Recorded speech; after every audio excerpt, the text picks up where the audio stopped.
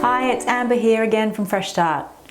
Now, many people who want to move towards that ideal weight focus solely on nutrition and movement, and these are clearly very important lifestyle factors. But what if there's a step that's equally, if not even more important, and that probably needs to be focused on first for many people? A step that will have profound effects, not only on your weight, but also on your overall health, vitality, motivation and drive, and it doesn't require huge amounts of effort. Well, there is, and it's often neglected, especially in our fast-paced modern world. It's a step that will not only help you reach your target weight, but also improve your mood, your energy levels, and your enjoyment of life. It's a step that will help you make the right lifestyle choices on a consistent basis and improve your willpower and clarity of thinking so that you're much more likely to eat the right foods, move more, and put your health first, simply because you'll feel more like taking these actions. So what is this powerful step? It's getting enough sleep. Today, very few people get enough quality sleep, and it's having a huge impact on both our waistlines and our health. There are countless research studies showing that people who don't get enough sleep are much more likely to be overweight and to have health issues than those that do. According to Dr. Matthew Walker, professor of neuroscience at the University of California and founder of the Center for Human Sleep Science, who's published over 100 scientific studies on sleep, sleep is absolutely vital from an evolutionary standpoint. And lack of sleep is a major predictor of cancer, Alzheimer's, heart disease, stroke, diabetes, depression, and suicide. Appetite, weight, and food consumption are all regulated by sleep. And according to Dr. Walker, lack of sleep makes you eat 300 to 500 more calories per day on average and makes you more likely to eat more high sugar, high carb foods. So why is sleep so important for weight loss? Well, there are two key hormones at play here, ghrelin and leptin. Ghrelin tells your body when you need to eat and when it should store energy as fat, and leptin does the opposite. It tells your body when you're full and when it should create energy for your body to use. So when you're lacking in sleep, your ghrelin levels go up and your leptin levels go down. So your body thinks it's hungry and it needs food, and it stops burning as much energy as it thinks there's a shortage. Lack of sleep also increases levels of your stress hormone cortisol, which can lead to inflammation and insulin resistance, both of which also contribute to weight gain. Lack of sleep also affects your mindset and your ability to make healthy choices. A range of studies on sleep have found that sleep-deprived individuals are much more likely to give in to impulse, have less focus, and make other questionable or risky choices.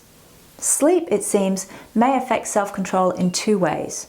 First, it might reduce your capacity to exercise willpower. And secondly, it could diminish the energy needed for self-control. What this means for you is that if you're tired, then you're less likely to focus on doing the right things in terms of your health. And you're more likely to give in to temptations for processed, sweet treats. So, how much sleep should we get? Well, according to the National Sleep Foundation in the United States, the average person should aim to get 7 to 9 hours sleep for optimal health. Research by the Sleep Health Foundation suggests that up to 45% of Australians have poor sleep patterns and fail to meet these levels. So how do we go about making sure that we get enough quality sleep? Well, here are some simple steps that you can take. Firstly, aim to get 7 to 9 hours each night. This is the amount recommended for optimal health and weight. Also, go to bed at the same time each night and get up at the same time each morning.